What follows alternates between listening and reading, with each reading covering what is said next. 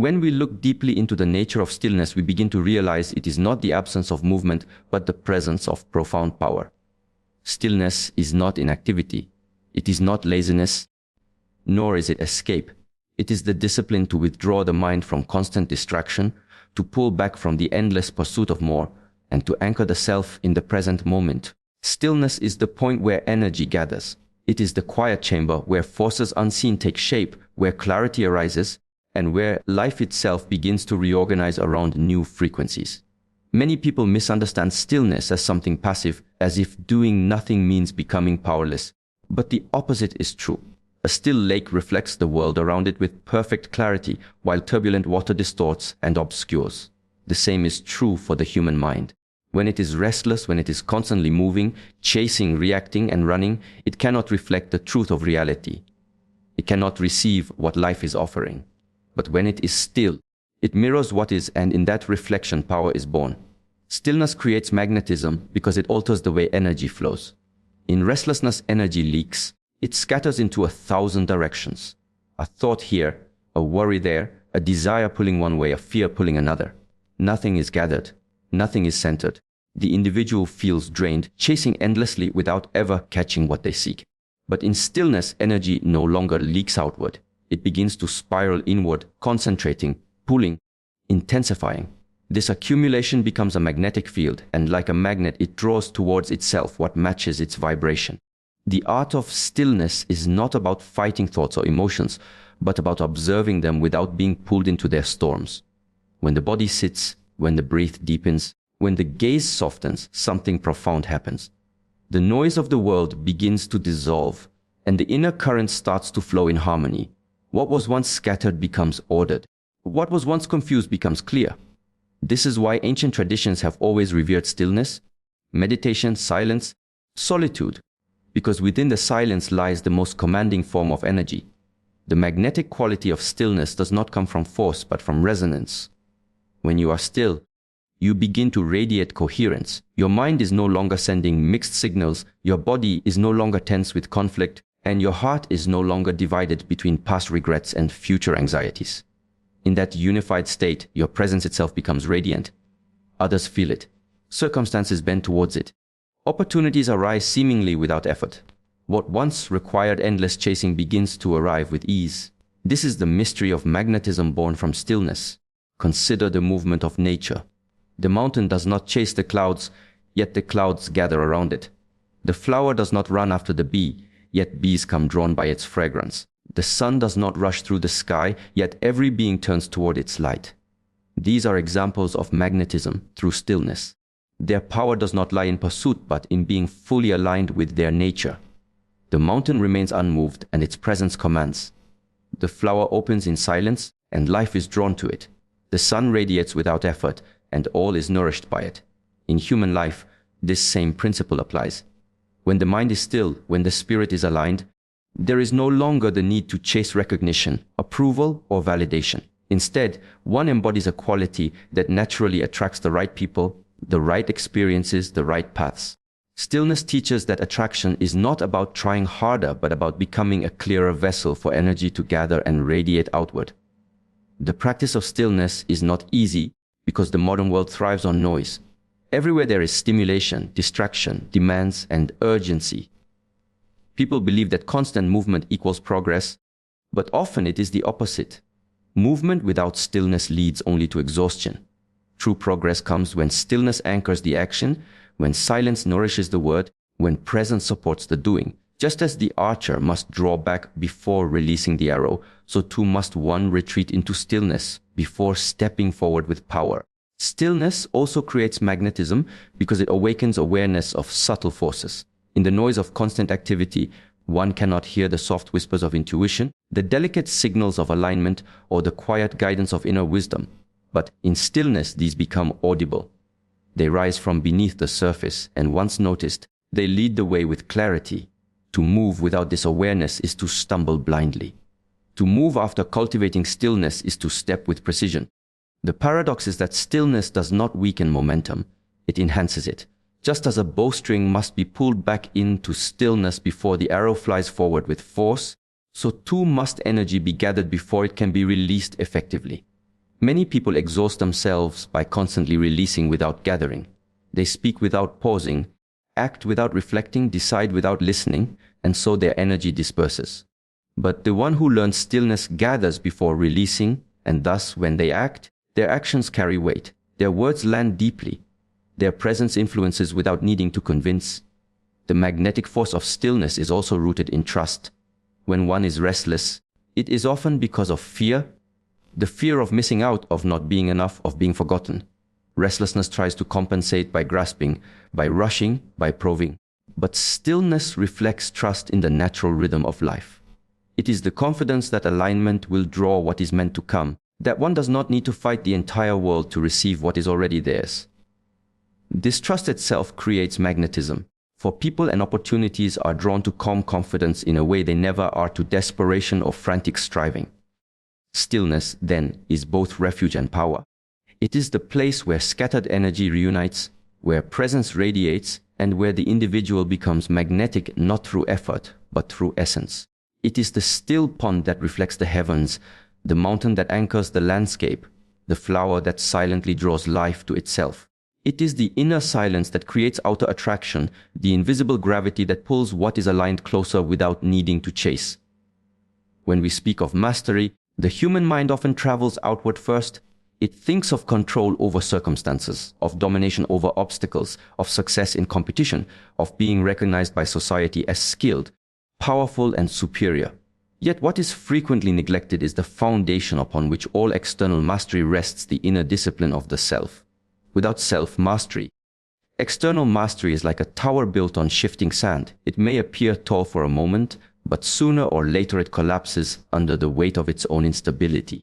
Self-mastery is the art of observing one's thoughts, emotions, impulses, and actions without being ruled by them. It is the ability to respond rather than to react, to move from clarity rather than compulsion, and to act with intention rather than instinct alone. It is the training of the inner landscape, so that it becomes steady, resilient, and aligned no matter how turbulent the external environment may be.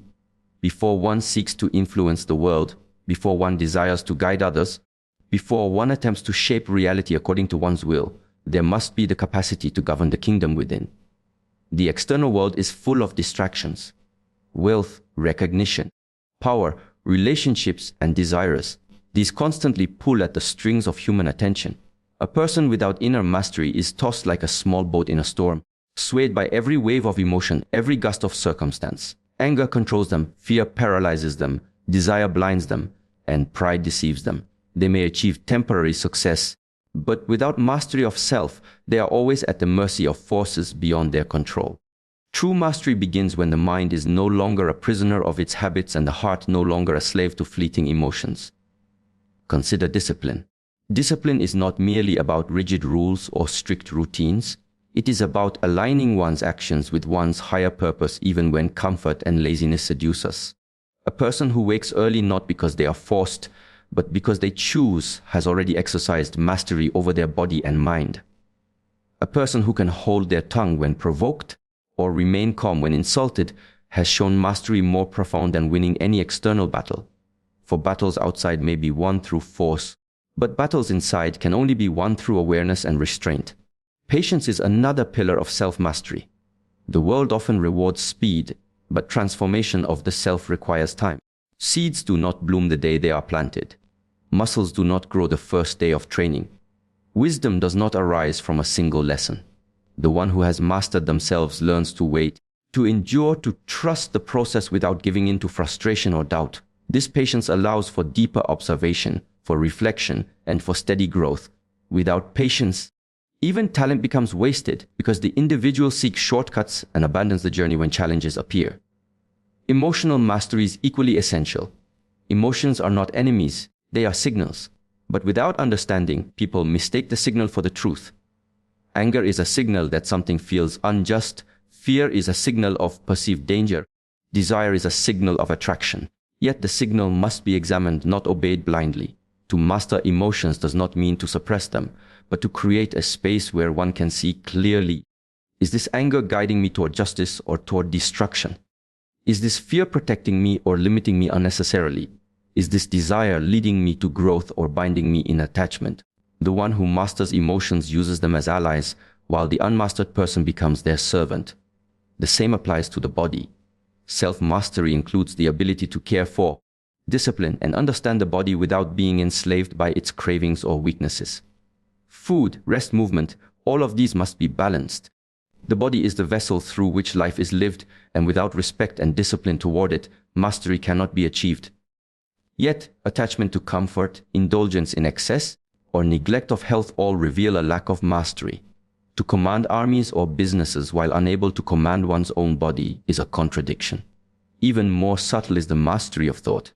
The mind is constantly generating stories, judgments, and illusions. It remembers the past and imagines the future, often neglecting the present moment. A person without mastery believes every thought as if it were truth. They are led astray by assumptions, poisoned by doubt, or inflated by pride. Self-mastery requires the ability to watch thoughts rise and fall without becoming them. The recognition that this is just a thought, not the truth, creates freedom. And from that freedom, clarity emerges. The master of thought is no longer trapped in endless inner noise, but can use thought as a precise tool, not as a tyrant. When self-mastery is achieved in even small degrees, external mastery becomes natural. The leader who has mastered their own impulses leads with calmness. The warrior who has mastered their fear fights with precision. The creator who has mastered their distractions builds with focus. Without self-mastery, the same roles crumble. The leader abuses power, the warrior is reckless, the creator is inconsistent. External mastery depends on self, mastery the way fruit depends on roots. It is often easier to chase external mastery because it is visible. Achievements, awards, and recognition can be shown to the world. But self-mastery is silent, invisible, and inward. It is not something that can be displayed in a trophy case or written on a resume. It is only felt in the stillness of one's own presence, in the steadiness of one's actions, and in the peace of one's heart. Yet, it is this invisible mastery that sustains all visible achievements. Without it, external mastery remains fragile and temporary. To walk the path of self-mastery requires humility. It requires acknowledging the truth that the greatest enemy is not outside but within. It is not the competitor, the critic, or the obstacle that holds us back most deeply, but the untrained mind, the unexamined emotion, the undisciplined habit. Confronting this reality is not comfortable, but it is liberating. For once we turn inward and begin to work on the self, the power we seek outside starts to emerge naturally. There is a deep truth hidden in these words.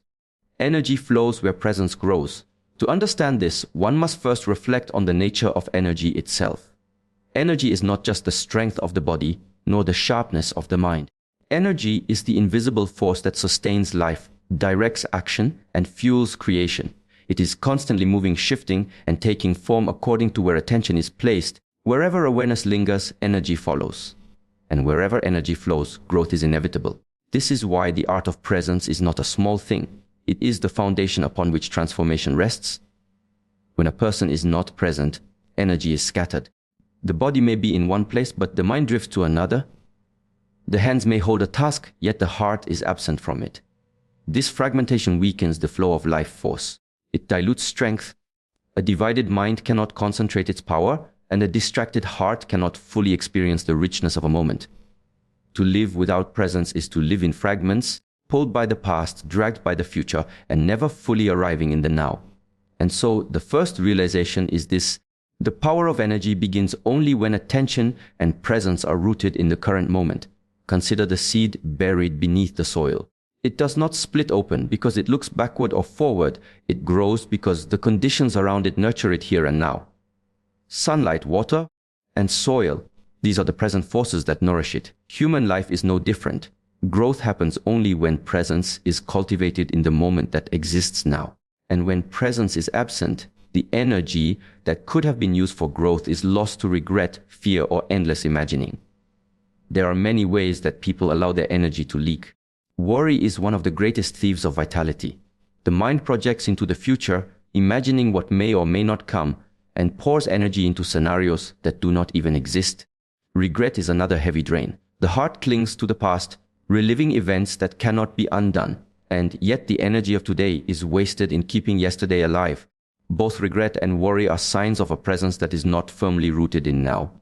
And without presence, there is no true flow. When presence is cultivated, the opposite happens. Energy that was once scattered begins to gather.